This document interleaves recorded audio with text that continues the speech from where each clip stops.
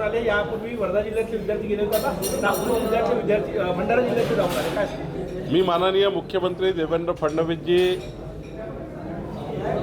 आणि माननीय आमचे शिक्षण मंत्री आणि माननीय पंकज भोयर यांचं आभार मानतो. या ठिकाणी त्यांनी एक शासन निर्णय केला आणि ग्रामीण भागाच्या विद्यार्थ्यांना वैज्ञानिक होण्याकरता, त्यांच्यामध्ये हुनर येण्याकरता इस्रोमध्ये पाठवण्याची व्यवस्था उभी केली.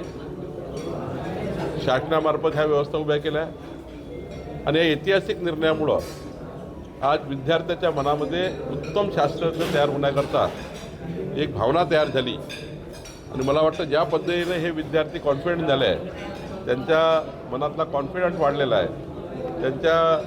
आपण त्यांचं बघितलं असाल की त्यांच्या चेहऱ्यावर प्रचंड ऊर्जा आहे की आम्ही उद्या वैज्ञानिक होऊ शकतो. ही ऊर्जा त्यांच्या मनात निर्माण करण्याकरता आमच्या सरकारने काम केलं. देवेंद्रजीच्या आमच्या सरकारने यामध्ये महत्त्वाची भूमिका घेतली आणि त्यांना संधी दिली. मी पंकज भोयर यांनी फार मोठा पुढाकार घेतला, त्यांचे आभार मानतो. रडकुंडे आलेले आहे, ज्या महसूल मंत्र्यांनी इतके मोठे ऐतिहासिक निर्णय केले, त्यांना असं म्हणणं कितपत योग्य आहे आणि खरंच जरांगे समोर झुकलेले आहे असं म्हणणं योग्य वाटतंय? मी याबद्दल काही बोलणं योग्य नाही, पण काल पुणे येथे पत्रकारांनी माझ्या आईचा उल्लेख केल्यामुळं मी थोडा भावनिक झालो होतो. आता पुढे या प्रकरणामध्ये मला वाटतं कुणाला काय, मला त्याची भूमिका काय, मला याच्याबद्दल बोलायचं नाही. पण माझ्या आईचं निधन झालं 3 वर्षापूर्वी, तिचं नाव काढल्यामुळं थोडा भावनिक झालो होतो. काल राहुल गांधी असं तुम्ही झुकले असं म्हणणं त्यांनी, तुम्ही त्यांच्यासमोर, याबद्दल काही मी बोलणं योग्य नाही. पण एक मात्र खरं आहे की माझ्या आईचं, मृत आईचं 3 वर्षापूर्वीच गेली माझी आई, त्यामुळं तिचं नाव पत्रकारांनी उल्लेख करून काढलं. आईचं दूध त्या ठिकाणी काढल्यामुळं मला थोडा भावनिक झालो होतो, त्यामुळे ठीक आहे. जरांगे पाटील म्हणले की आता तुमच्या व्यंगावर बोलणार नाही, फक्त परळीची गॅंग बाजूला करा. नाही, ठीक आहे, ते काय बोलले आता याबद्दल बोलणं काही योग्य नाही. राहुल गांधी यांनी तुम्ही भावनिक झाले, त्यामुळे त्यांनी त्यांचा वेगळा अर्थ काढला असं समजायचं नाही. मला याबद्दल काहीच बोलायचं नाही, कारण माझी आई गेली आहे, तिची आठवण आली की भावनिक होतं.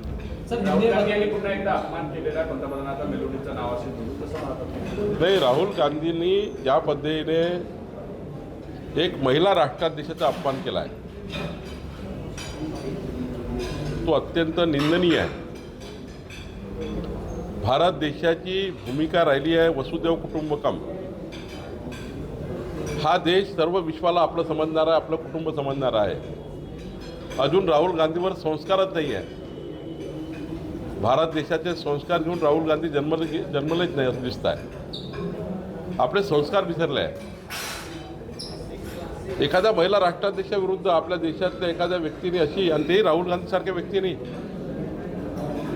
अशी टीका करणे आणि भारत देशाला बदनाम करणे, भारताच्या संस्कृतीला बदनाम करणे, हे काही योग्य नाही आहे. लोक यांना धडा शिकवतील. हे संस्कार संस्कृती विसरलेले लोक आहे.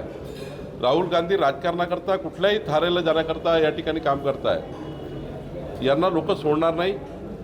मी राहुल गांधीचा निषेध करतो आणि राहुल गांधी यांनी माफी मागावी.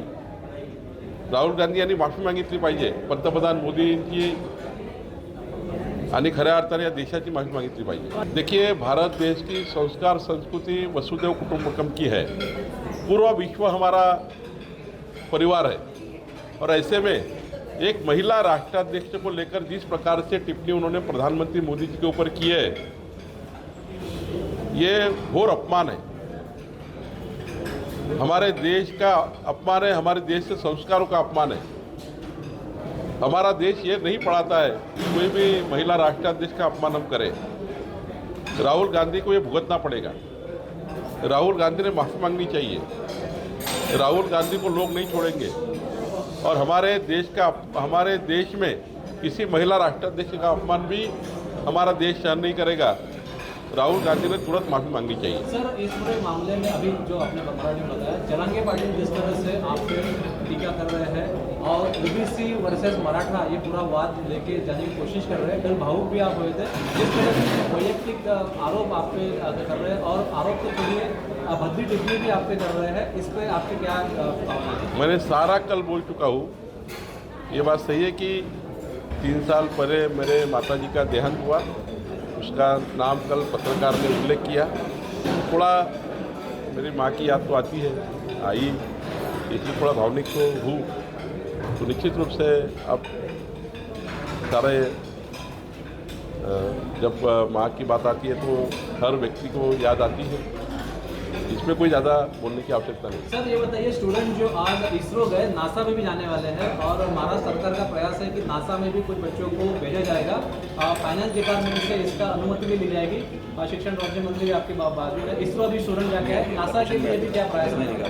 मैं महाराष्ट्र की सरकार, हमारे मुख्यमंत्री देवेंद्र फडणवीस जी के नेतृत्व में हमारे शिक्षण मंत्री, शिक्षण राज्य मंत्री ने एक बहुत बड़ा फैसला किया कि नासा, इसरो में हमारे बच्चों को एक वैज्ञानिक की भूमिका में आने के लिए, वैज्ञानिक बनाने के लिए उनके ब्लड में अभी से उसका एक जुनून तैयार हो, इसके लिए एक शासन निर्णय किया। नासा ने परमिशन भी दी।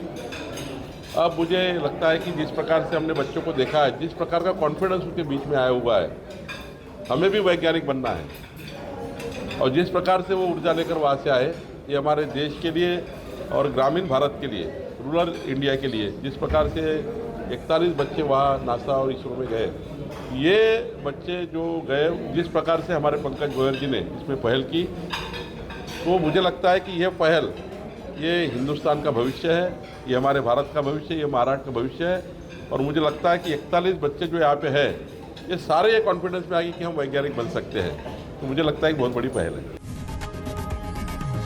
लोकशाही मराठी, ऐका, पहा, जागरूक रहा।